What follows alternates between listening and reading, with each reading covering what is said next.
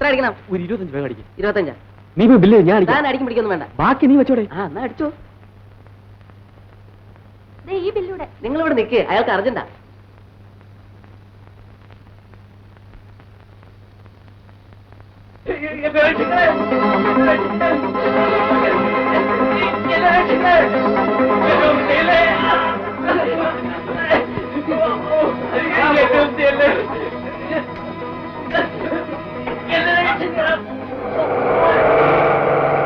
Mathew, ports and ഫിഷറീസിന്റെ ഡയറക്ടറാ.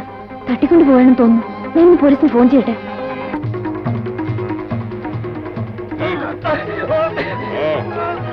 Oh,